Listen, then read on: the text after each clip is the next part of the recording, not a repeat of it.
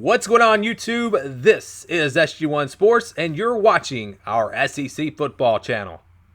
In our 2019 college football schedule previews continue with the Vanderbilt Commodores. You can see their schedule on your screen. This is a team that made it to a bowl game last year. I thought they might come just a little bit short of a bowl game if they were able to get there. They got to a bowl game, and Tennessee did not. We'll see what happens this season.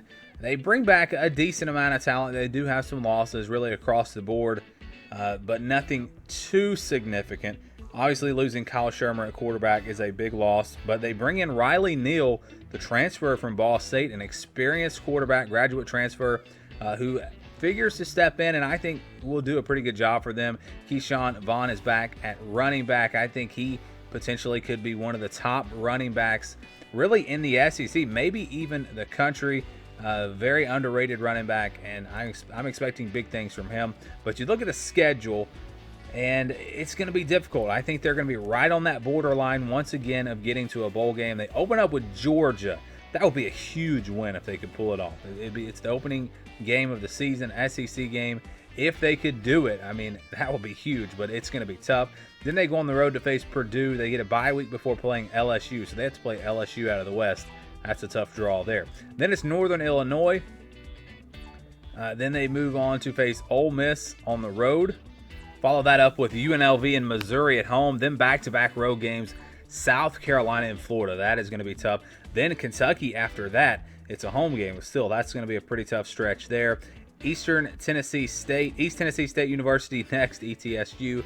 And then Tennessee to close things out on the road. So a difficult schedule for Vanderbilt. They don't play Notre Dame this year, but they do face Purdue. So they still have a pretty tough non-conference game. That's going to be a very good game, by the way.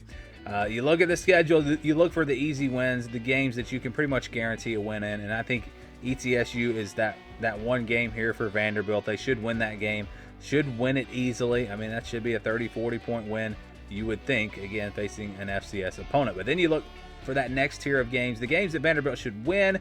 They might be a two-possession type game, but you feel like Vanderbilt is going to win. And I think you can give them win over UNLV and Northern Illinois. Now, Northern Illinois is a pretty good Group of 5 team.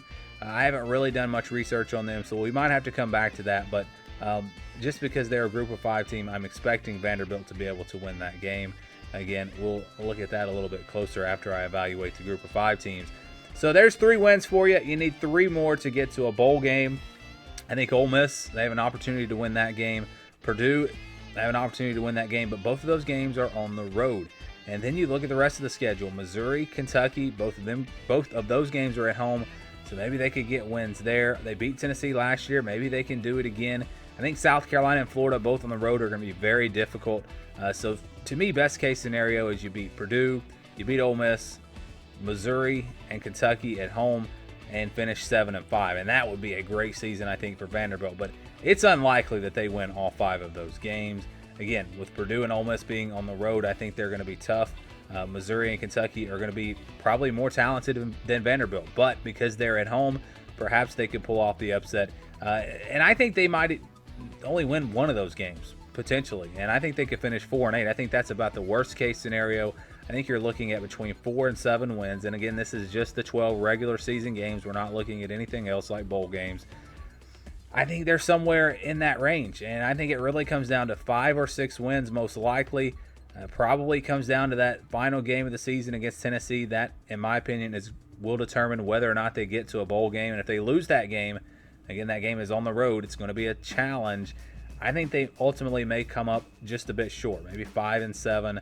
Maybe they pick up these 3 wins and then beat Ole Miss and Kentucky or Missouri or maybe even Purdue. That game will be interesting. I don't think, even though it's on the road, I don't think Purdue's going to be a huge favorite.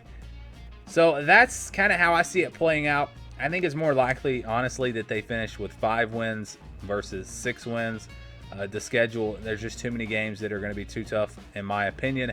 They could surprise. Last year, I had them just missing out on a bowl game. They surprised me. Maybe they'll do it again this year.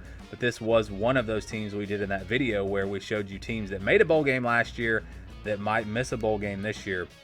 Yes, Vanderbilt was on that video. So I'm kind of thinking 5-7, but we'll see what happens. Thank you for watching this video. If you're an SEC football fan, please subscribe to the channel. Leave us your thoughts down in the comments below. And for the latest in SEC football, keep it right here.